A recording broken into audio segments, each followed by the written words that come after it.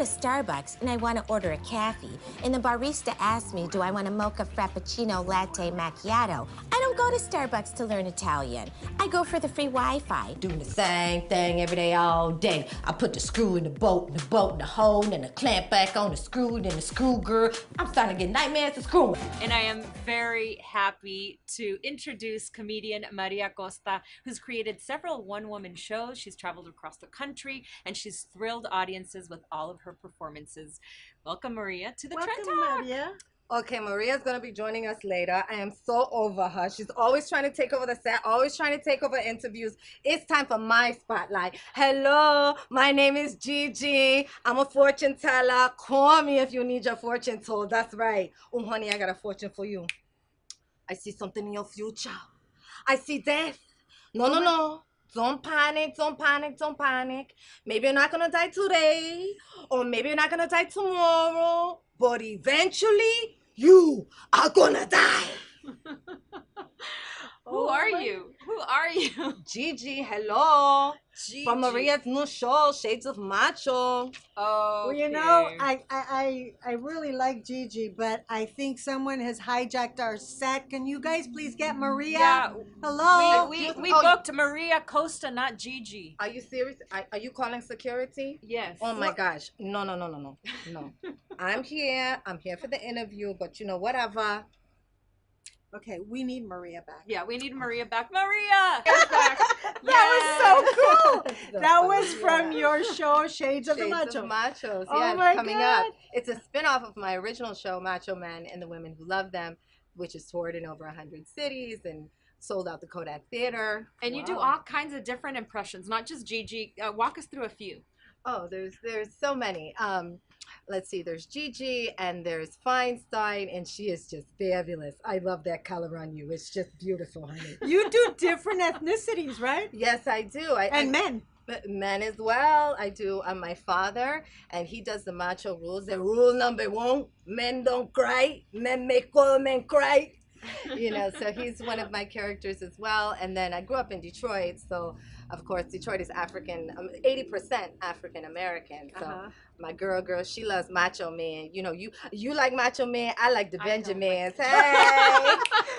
But you started your career, well, first you started writing when you were young little kid, and then you were at PBS, and you were actually pitched them shows and they bought them. Tell us about starting out in PBS. Yes, that was amazing because I came on as on-air talent, and within a month of me working there, I said, you know, I want to start writing and producing my own shows, and they were like, well, whatever, you're talent, you're 19 And how old were years you old. at 19? I was 19, Wow. yeah, and they just were not trying to hear that, and so I wrote up a proposal which was all about young Black and Latina girls and body image and trying to live up to unrealistic standards of beauty.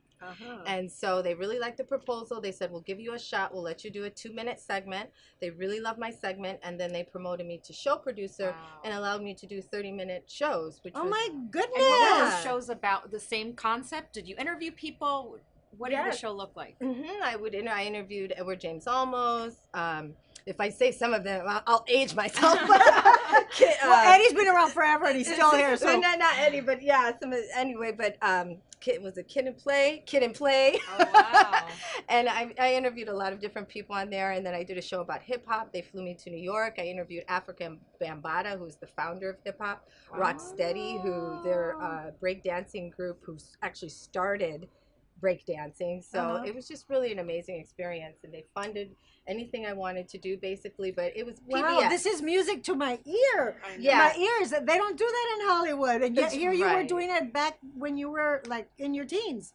Amazing. But you're Yeah. kind of doing it now, though, with Mundo Flix, because now you're actually kind of doing the same thing, but with the streaming service, right? Talk to us a little bit about that. You're producing content for them. Yes, Mundo Flix is a streaming service, as you said. It's kind of like the Latin Netflix, if you will. So there's lots of programming that's available from Latin America and here in America as well, but in Spanish and English. And we produced a show called Viva America, and it's kind of like Tracy Ullman's Tracy Takes On that was on HBO for a while, in which I play about 10 different characters, and I take on social issues like immigration, racism, but it's all in a funny context, because I really do believe that you can make people laugh, and you can say just about And anything. inform them as well at the same time. Yeah, inform them, elevate the way that they think. You can bring a message, but you don't have to beat people over the head with it. You can say it in a funny way. So when is the show getting? Is this a touring show as well?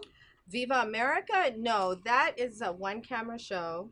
And my husband and I, we raised the funds. The Kresge Foundation actually fully funded Viva America. What is the Kresge Foundation? That is the largest foundation out of Michigan.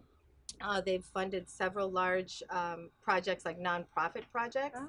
And because this was about racism, and they were funding Detroit artists to come back to the city and do projects and sort of revitalize Michigan and Detroit, I was one of the artists that were funded. So they funded 2 films as well as 2 plays that I produced in Michigan, and we have full ownership of them. And I love everything that you're doing, especially that you're owning your own content, because I really think that's the way to go. Own your own content, right?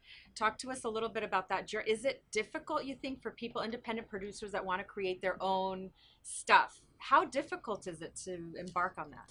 Yeah, it's not an easy journey. Yes, because fundraising itself, I mean, is something else. Just going out and trying to raise the funds and getting people excited about your project. But I think if you stick with it and try to get creative, like no one would have thought to go to a foundation that funds nonprofit projects to try to do something in entertainment. But because of the context, as a woman of color who's empowering other women of color and who's bringing a voice to the Detroit market and putting Detroit in a positive light, you know, that was the context that I pitched to them. So where can we find out more information for our audience who wants to find out more about you, more about your shows? Where can they Sure. Yes, well, they can go to www. Do people say www? No, they don't. Anyway, you do. There you go. mariacosta.com, or you can hit me up on Instagram at DREAL Maria Costa, or Facebook, of course, same thing, DReal Maria Costa. Thank you so much. And before we say goodbye, you are half Danish, correct?